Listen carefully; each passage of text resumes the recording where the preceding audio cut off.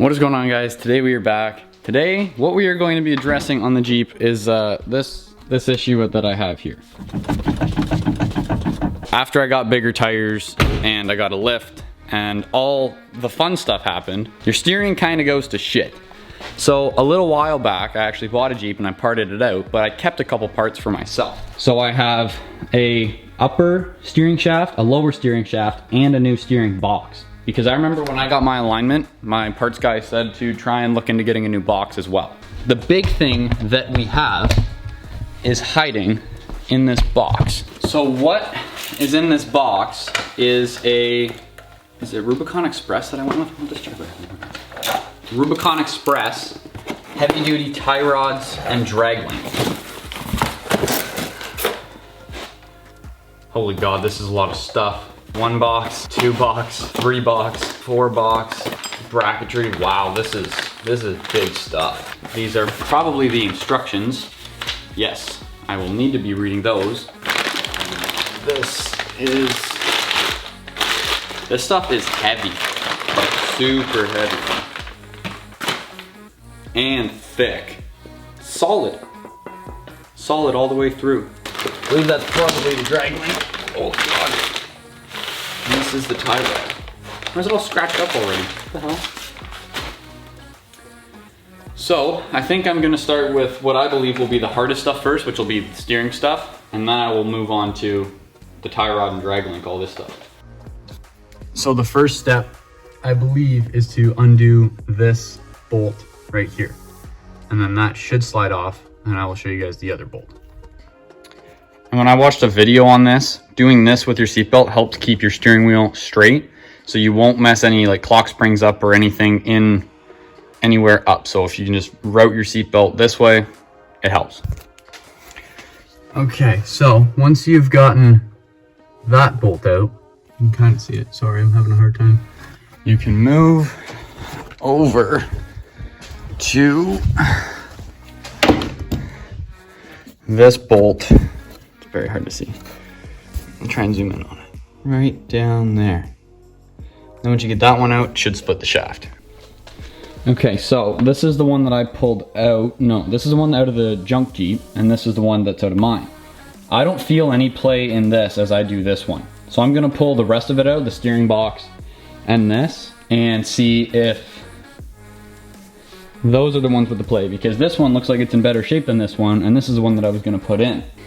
So fortunately, all of this is in one piece. The pitman arm is on the box, the shaft is on the box. So I'm just gonna drop the box and undo the drag link end, because I don't need to undo it from the actual box because I have a pitman arm on there. Okay, this bolt that I've been trying to get out, it does not want to come out, but I do have new tie rods and the pitman arm. So I'm gonna take the box out, and if I have to, I'm gonna end up cutting it.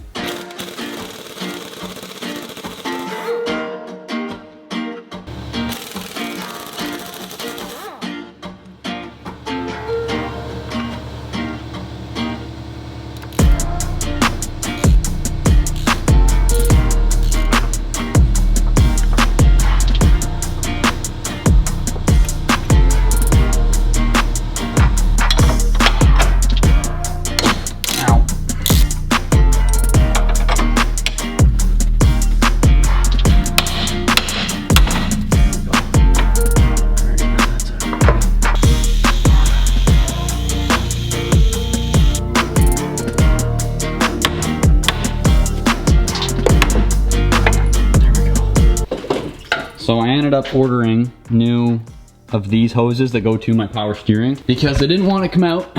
They were fairly cheap, so I cut them and I'm draining the fluid out now. My camera does not want to focus. Okay, now if I did this right, which I'm pretty sure I did, I should be able to just... Oh my God, I forgot how heavy these are.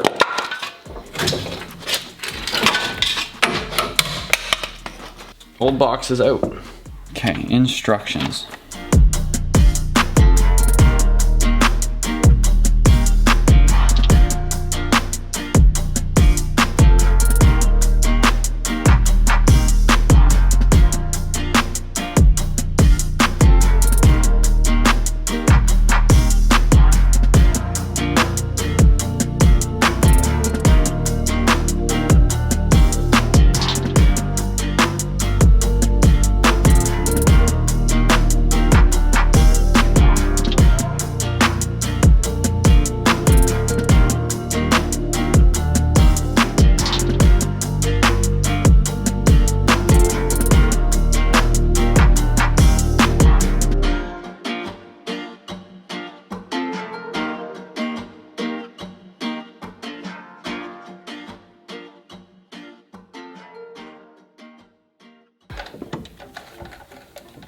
Can you do that nut?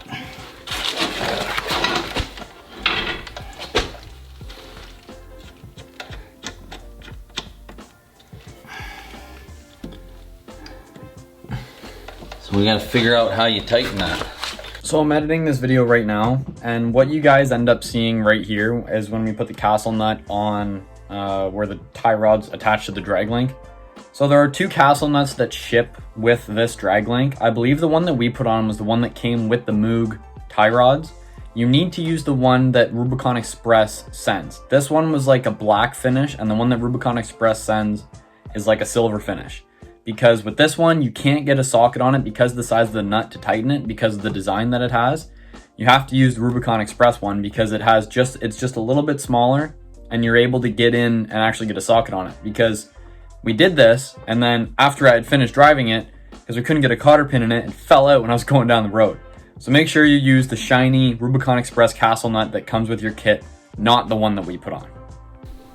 Okay, so I'm pretty sure that I got everything under here buttoned up. I wasn't able to torque the castle nuts, but it's okay because I'm taking it to get an alignment done. So I tightened everything up, stabilizer, all the nuts are tight, not torqued. Now all I've got to do is run my new power steering lines from this box into my pump, put my other shaft in, and that should be able to take it for alignment and then give you guys a review after I get that done.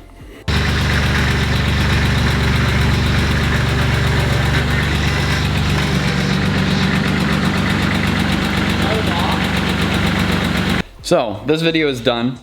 I've been driving with this setup, my Y-Link, for about a month now.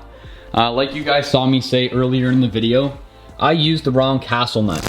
So this is the castle nut that it ships with it ships to.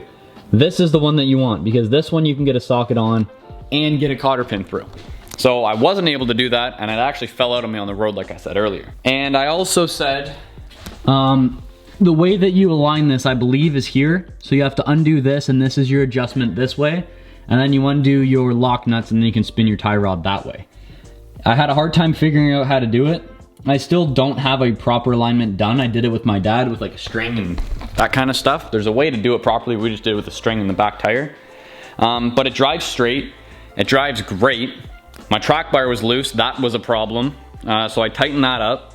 I wasn't able to use the upper shaft that I had because it was that upper shaft was out of a 97 or 99, 98 maybe, 97 or 98. And when it goes to where your steering wheel comes out, it was splined, but on mine it's almost like a square. So they ended up changing it from, I guess, 97 to 02. But it works great, it works amazing. And in the next video, you guys will kind of see what we do with it. I'm glad that it actually took me so long to actually edit this video and get it out to you guys, because I am very happy with this steering. I was gonna try and go with Curry. I couldn't find Curry, and I couldn't get Curry in the amount of time that I wanted, so I went with this. But it looks great, it performs great, and I don't have any complaints with it. I don't have anything that I would change with it. Maybe the instructions is the only thing that I would change, because the instructions were very hard to follow.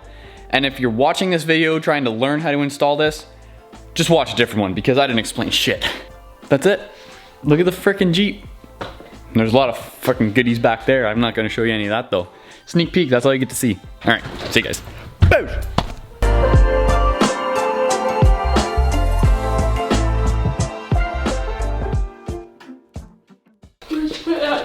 Okay, we've gotten the tie rods together. We are now... None of that is working. And we're now screwing with the drag link to make sure it works. Then we got to bolt the stabilizer and then fix the pivot arm and the steering shaft. Can you stop talking when I'm filming? I need a screwdriver or something.